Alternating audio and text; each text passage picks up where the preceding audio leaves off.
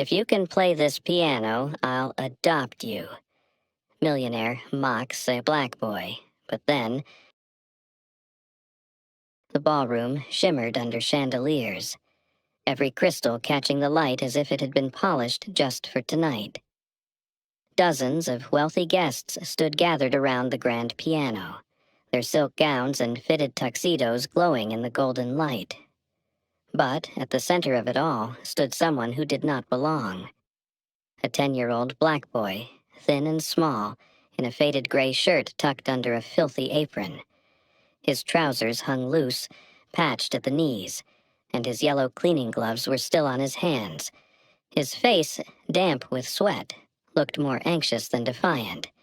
He had been wiping the marble floor when suddenly laughter erupted behind him. "Look at him," one man in a white suit chuckled, his champagne glass tilted dangerously close to spilling.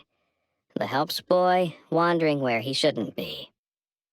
The boy froze, clutching his mop like a shield.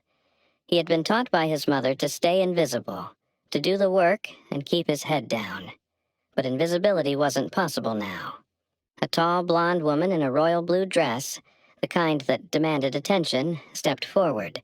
Her heels clicked sharply against the marble as she stopped in front of him. The smirk on her face widened into open laughter, and soon the whole room followed. "My God," she said loudly, pointing at him so every guest's gaze was locked on the boy. "Isn't it adorable?" They let the janitor's child inside the ballroom. The laughter stung worse than a slap. The boy lowered his eyes, mumbling, "I was just cleaning." "Cleaning," she repeated, clutching her stomach as if the word itself were a joke. "With those ridiculous gloves? Darling, you don't clean a ballroom during a party. You really don't know anything, do you?" He wanted to say he had been told to finish before the guests arrived, that he hadn't realized the celebration had started. But his words stuck in his throat. The woman leaned closer, her perfume sharp, her eyes full of mockery. "Tell me, boy, have you ever even seen a piano this fine before? Or do you only scrub the wood around it?" Behind her, another woman in a satin dress chimed in. "Maybe he uses the keys like a washboard." The crowd erupted again. The boy's hands curled into fists inside the rubber gloves. His ears burned. He had heard insults before, on the streets, from neighbors, from strangers who saw his mother cleaning. But never this loud, never this public. The woman in blue tapped the piano with her manicured nails, producing sharp clinks. "This instrument costs more than your family will see in a lifetime. It's for music, not for people like you to touch."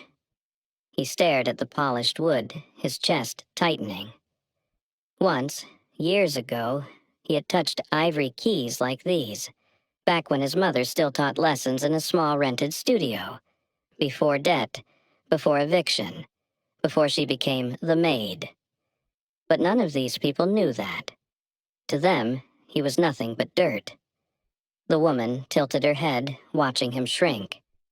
"What's wrong? Cat got your tongue? Or do you only know how to scrub floors?" Her cruelty fueled the room. A man in a brown tuxedo called out, "Maybe he can play a tune with the mop handle." More laughter followed. The boy blinked hard, his throat dry. He wanted to run, but his legs wouldn't move. His humiliation fed their amusement.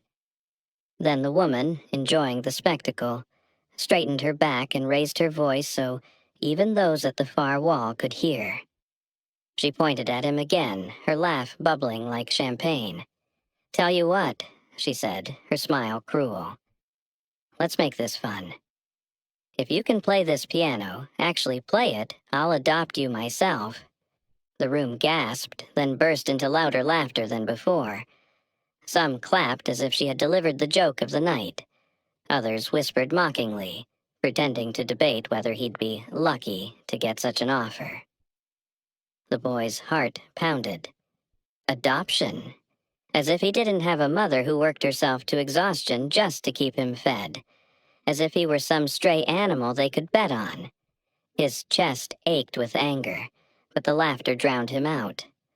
The woman folded her arms, smirking, her eyes gleaming with cruelty.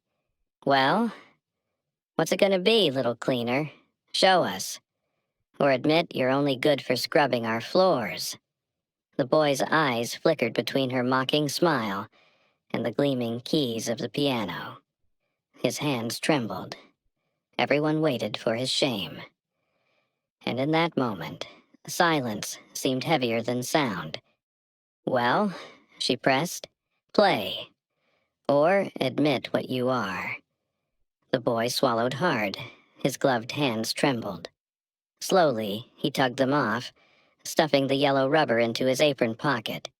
His bare fingers hovered above the keys. The crowd chuckled at the sight. "Look, he's serious," a man jeered. "This is going to be good," another woman whispered, her tone dripping with sarcasm. The boy closed his eyes. For a moment, the ballroom disappeared. In its place, he saw a dim room, a second-hand piano, and his mother's gentle voice guiding his small hands.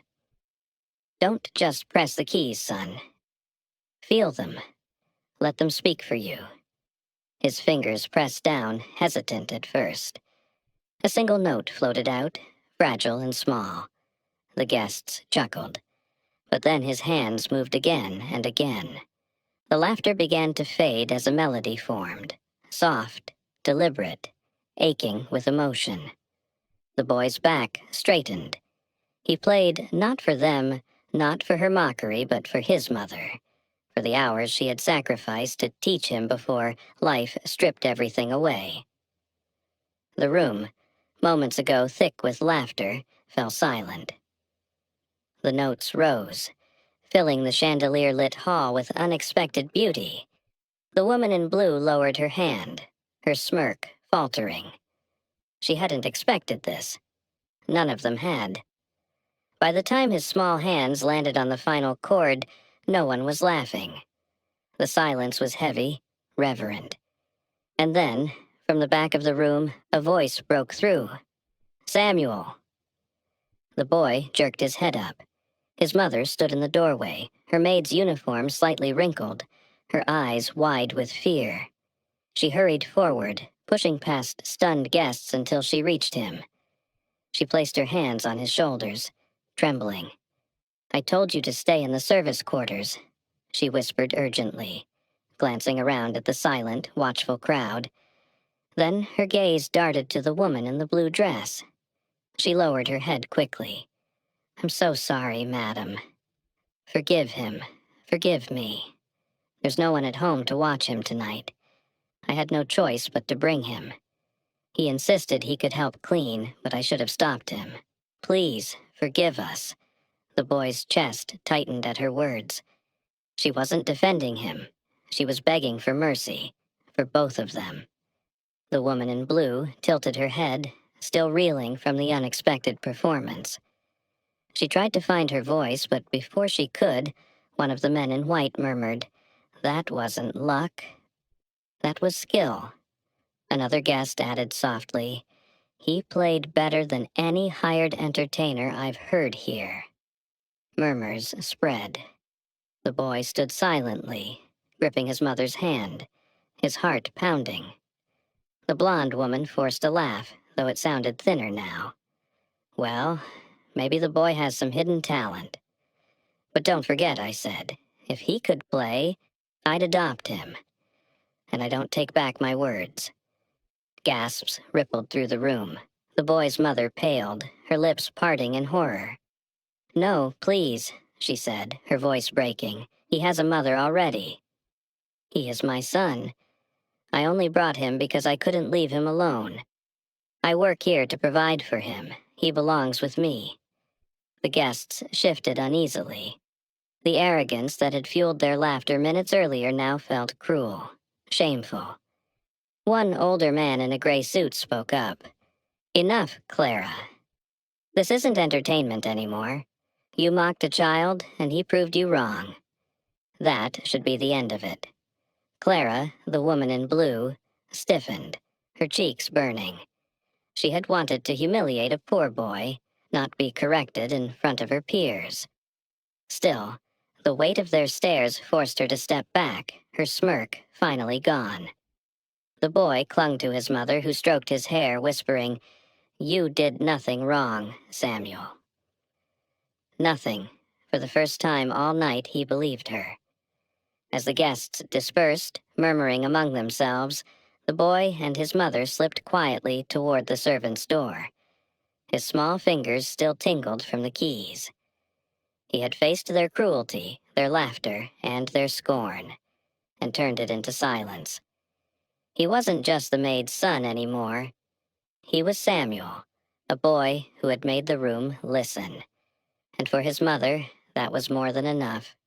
If you enjoyed this story, don't forget to give it a thumbs up and hit that subscribe button for more emotional, dramatic, and unexpected tales.